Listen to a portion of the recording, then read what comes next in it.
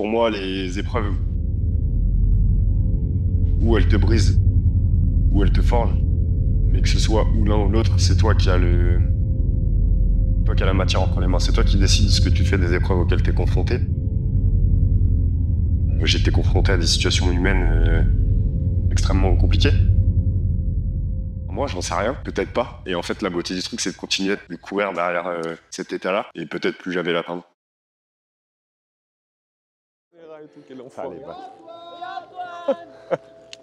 Alors on arrive, on est accueillis en fait, ils sont toute la terre, heureusement qu'on est dans un endroit agricole en fait, parce que sinon toute la ville saurait qu'Antoine est là.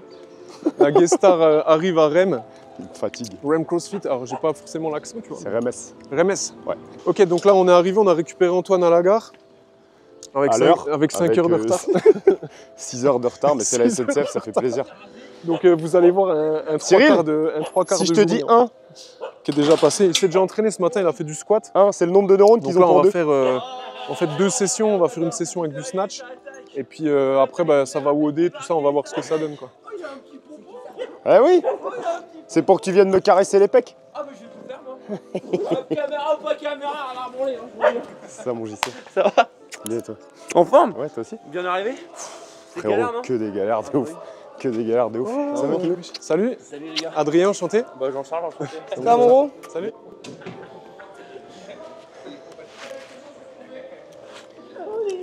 Bateau les frères.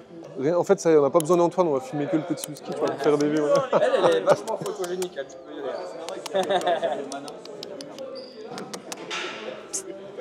Hyper dur, tu reviens des enfers en fait, parce que genre on te dit ouais limite tu pourras rien faire, tu reviens, tu fais une saison. Donc on savait que cette année les games en vrai, voilà, on le savait, mais toi-même tu le disais, c'est hyper dur, surtout que le niveau était hyper épicé en Europe, mais tu arrives au semi en fait, enfin, en tout cas il y a toutes les clés qui sont en place, et puis ce truc hyper ambigu global, parce que je pense pas, enfin t'as pas été non plus le seul dans ce cas-là, mais en tout cas il y a eu ce truc hyper terrible, donc au troisième désillusion un peu de suite entre guillemets. Donc genre comment t'as vécu ça de façon succincte et qu'est-ce que tu vas mettre en place là cette année pour de différent pour casser. C'est marrant, j'ai fait un post Instagram cet après-midi qui en parle un petit peu. Pour moi, les épreuves où elles te brisent, où elles te forgent, mais que ce soit ou l'un ou l'autre, c'est toi qui as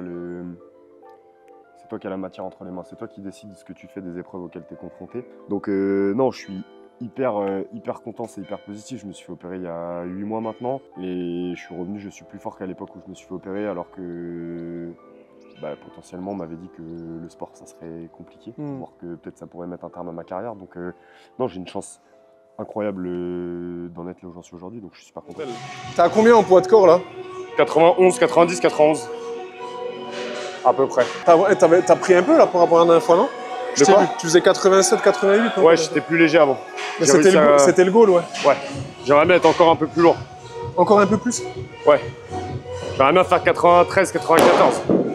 Alors, la séance de snatch, on a 6 tours à faire. 2 snatch, pause, low et hang, muscle snatch, 2 snatch balance, 15 secondes. 1 pause, low, hang, power, un power, un OHS, 15 secondes, 2 squat snatch. Avec une barre légère quoi. Ouais, barre à vide jusqu'à 50%. Cool.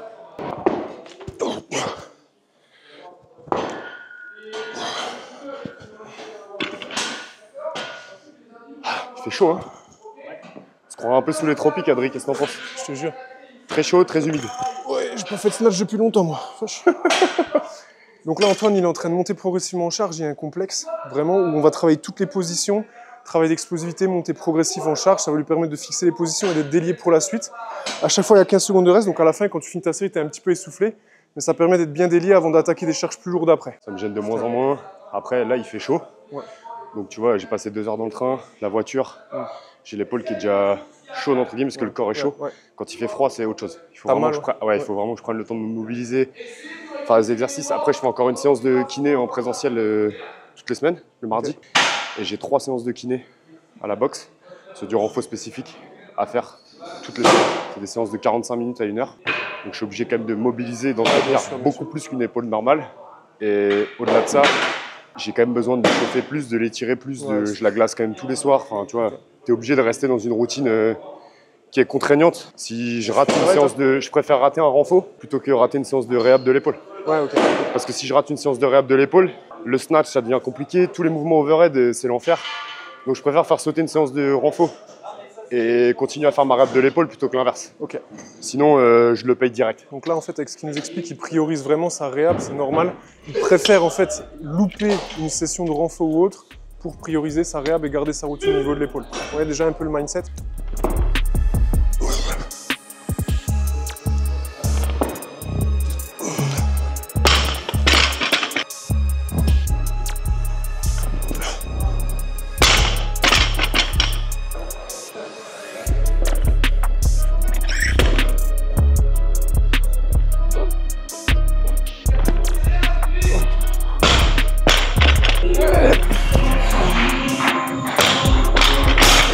Ok, là, ce que vous pouvez voir quand on voit Antoine, c'est vraiment, par exemple, il a une belle mobilité, une belle explosivité, une belle posture, l'ouverture thoracique, elle est solide. Bas du corps, il est très mobile, il a un bon déplacement de pied, une super profondeur en squat. Et ça, on voit que c'est vraiment des choses qui sont très importantes pour l'économie d'énergie, la chute, et finalement, ça se répercutera sur des grosses barres, chose qu'à mon humble niveau, je n'arriverai pas à reproduire à son échelle.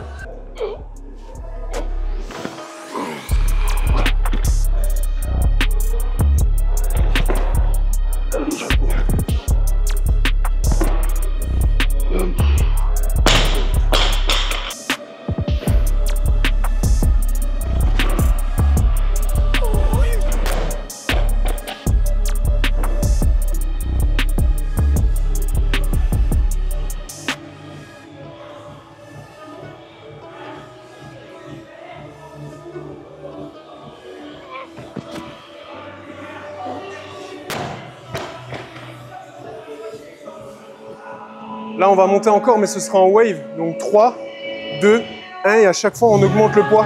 Et je crois qu'il y a 3 séries de ça. L'objectif, c'est de faire 100, 105, 110, triplé, doublé, simple. Ok. Et après, d'augmenter crescendo, donc 105, 110, 115. Ok, ok. Et si possible, 110, 115, voire peut-être un 110, 118 doublé. Et aller chercher peut-être une extra barre selon la forme du jour. On va voir au fur et à mesure des waves. Ok. Peut-être ça va pas bien se passer du tout. En ce moment, je suis un peu fâché avec mon snatch, donc je vais voir au fur et à mesure comment ça va monter.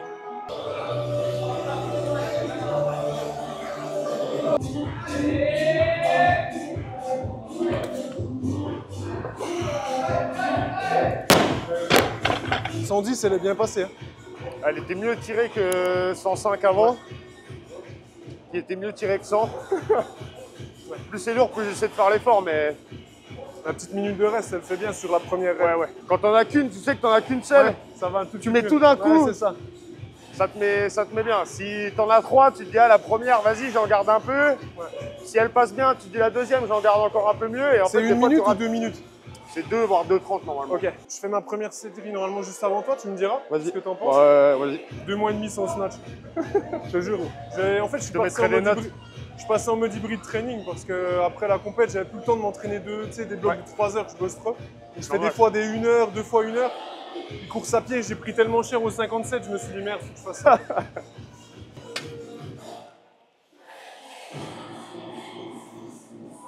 Allez mon gros.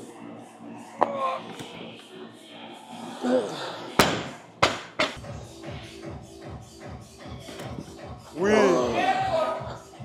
Allez, on va chercher 130. Let's go. Allez, c'est dans les guibolles là. On y va. Par-dessus, le squat ce matin, on va la chercher. Oh. Hey. Oui. Plus fort, plus fort.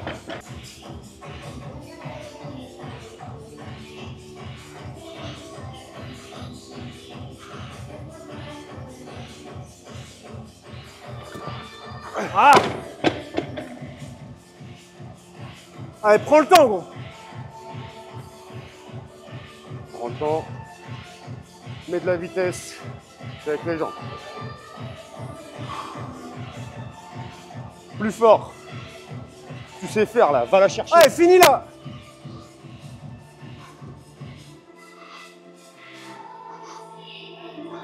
Come on!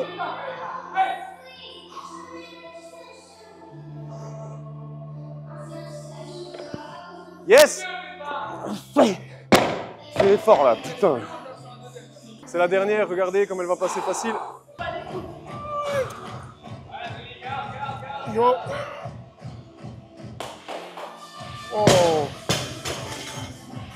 Allez, gros.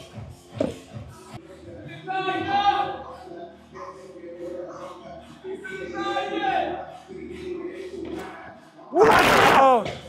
Je vais la chercher. Allez, repose, elle est là, elle est là. Ah. Allez, boy.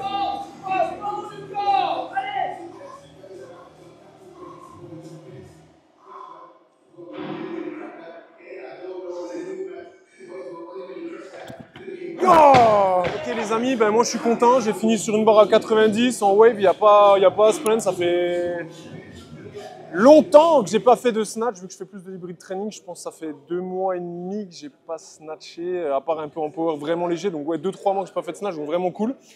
Antoine il a fini sur une barre à 130, d'accord, en wave en fin de semaine, on est vendredi, etc. C'est énorme, sachant que c'est une barre qu'il a, franchement ça se joue à des micro-détails, il tire 2 fois de suite avec pas trop de récup.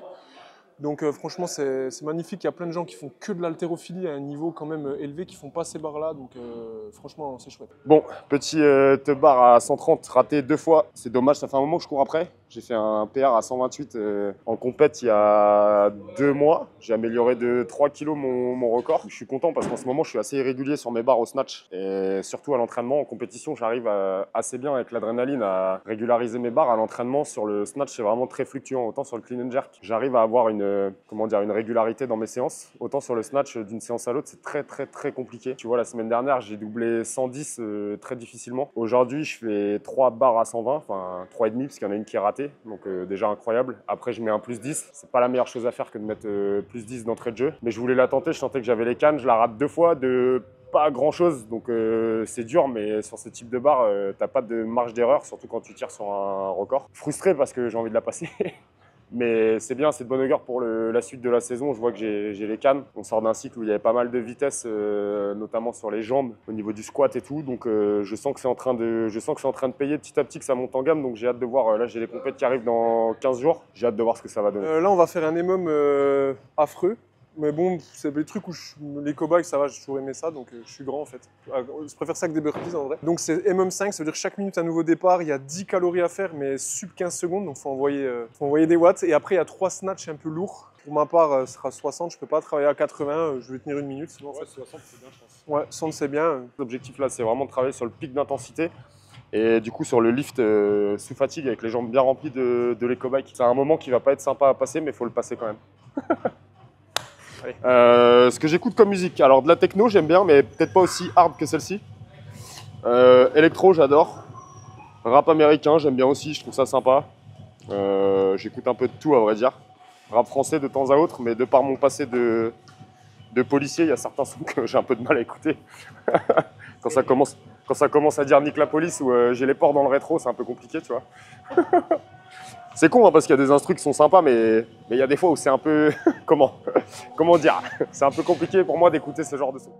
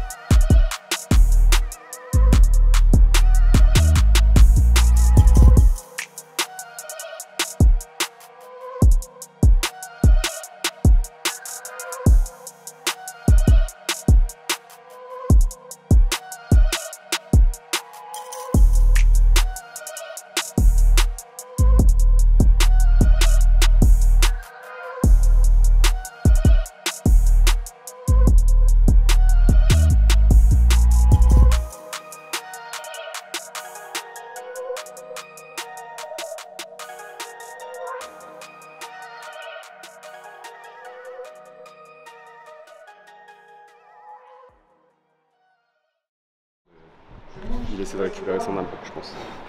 Il a passé un bon moment de crossfit.